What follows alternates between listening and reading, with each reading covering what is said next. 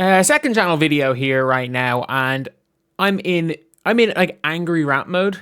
I'm in angry rant mode because I got some dumbasses here pretending that that are just these people. Basically, it's just people that were hardcore, whatever their online presence was, being a Caitlin Clark fan, and now that they're bored of it, they've gone full on hater mode. Apparently now, Diana Taurasi was a saint, and I'm gonna be real. Whatever about Caitlin Clark, Diana Taurasi was a worse defender. She complained to refs more. Heck, she threatened the refs and physically shoved the ref. She crashed out more.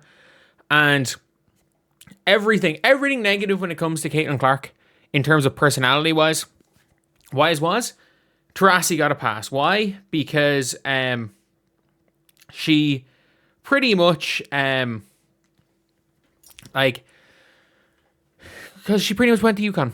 She went to UConn. We've even got your man Andrew from No Cap Space saying like, yeah, a lot of the pre-Caitlin Clark thing was about how Taurasi was treated differently and people overlooked all of her flaws because she went to UConn. And I'm like, okay, yeah, that is obviously a double standard. And look, Caitlin Clark's far from perfect. But I'm going to show you guys right here. If you guys don't know, I literally got into an argument with somebody on Twitter today, being like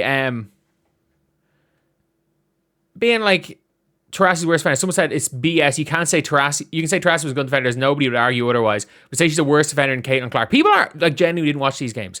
And you want to know why I know they didn't watch these games? Because back in 2024, when I first started making WNBA content on the channel, unlike the vast majority of people that came in there, like I'd watched a lot. I knew who most of the stars were. I watched the summer of 2013. I can tell you in depth about the fucking 2013 season. Like when Kelsey Bone was going mad and everybody was saying that Kelsey Bone sucked, I was like, nah, man, I'm not gonna go out here saying that. But like, it's one of those things where I made sure as hell that when this became my job, that I didn't take for granted, and I watched as much as possible. I watched as much of Simone Augustus, as much of Diana Taurasi, as much of Sue Bird, as much of Lauren Jackson, as much of Lisa Leslie, Cheryl Swoops, as I possibly could. And there is a great playlist on YouTube with 300 games. I'm going to show you a regular defense from Diana Taurasi. This is 2007 Diana Taurasi. I think, is this MVP Diana Taurasi? I don't know. Did she win MVP in 07? Diana Taurasi, no, she won a title this year. Sure, her MVP was 09. This is a year where Diana Taurasi won a title. What Phoenix were the worst defense in the league? This is not a crazy occurrence. This is how did Phoenix Mercury play defense. Could you imagine if Caitlin Clark played defense like this? Watch Diana Taurasi here. Diana Taurasi is not guarding the ball. She's guarding the free throw line.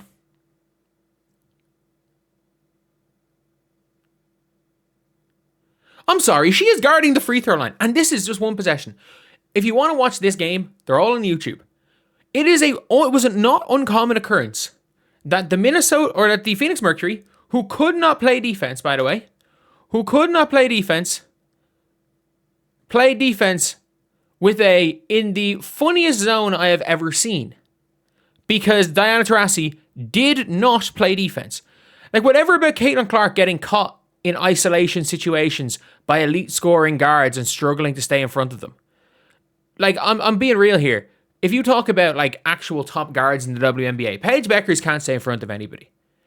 When Paige Bueckers was getting caught in those isolation situations, she was even being burned by Caitlin Clark.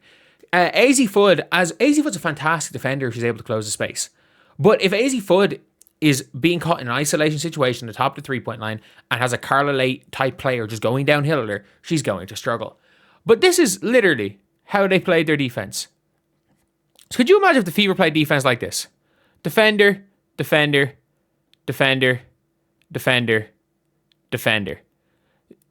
Diana Taurasi walked from here to here to here to here on defense and would drop in here if there was a rebound. They played 4-on-5, and this whole area right here, if the ball was ever thrown to this area, Diana Taurasi stood at the free throw line. They played 4-on-5 on defense, and left this entire area wide open for 3-point shots. Taurasi did not walk past the free throw line. I'm watching this and I'm like, the freaking Lynx are raining in threes and shooting open threes because Taurasi won't leave the free throw line. I'm like, she could not have done that now. People are like, oh, Taurasi was just a bad defender at the end of her career. No, Taurasi sucked on defense. Taurasi sucked on defense. Can we stop pretending like these are not... I'm not going to say they're the same player, because they're not. Taurasi was a much more controlled player on the offensive end. Taurasi was much better off the ball mover. Caitlin Clark is a much more dynamic passer. Her vision is much better. Taurasi, without question, a better scorer. Taurasi had the better mid-range game. Taurasi, obviously the off-ball movement is where Taurasi had the big advantage. But defensively, Caitlin Clark was a better defender, is currently a better defender than Diana Taurasi. Like, I'm sorry. You might be saying, oh, look at these. You could always hide Taurasi on somebody. Again, let's not forget. She didn't guard anyone. You used to not be able. Or no, now, sorry, you're not able to hide anybody. Like today, Caitlin Clark is probably going to be starting on Holly Winterburn. You can hide Caitlin Clark on Holly Winterburn. Why? The Portland Fire, none of their starting five can shoot other than Emily Ensler and Louisa Geisel-Suter. Like, you can hide Caitlin Clark on Holly Winterburn. You can hide Caitlin Clark on Carla Lake. Oh, no, you can't. Jesus, what am I talking about? You can hide her on Holly Winterburn. And if you get switched on to Carla Lake, she's just going to back off and force Carla Lake into pull-ups. If Carla Lake's hitting them, so be it. She's a 17% three-point shooter. There's nothing Caitlin can really do in that scenario. Carla Lake's too fast. But, like, when you're playing against the Valks, they can all drive and they all have the green light to shoot. Like, there were a couple there like, oh, Caitlin's got cooked. And I'm like, Kyla Charles just hit a pullback. I'm like, that's kind of what you want. Yes, Caitlin Clark got cooked by Veronica Burton. So did Lexi Hull. So did Kelsey Mitchell. They all did. They absolutely all did. But, like, it's now one of these things where, obviously, when it comes down to Caitlin Clark, she's no longer the shiny new toy. So everything's a problem.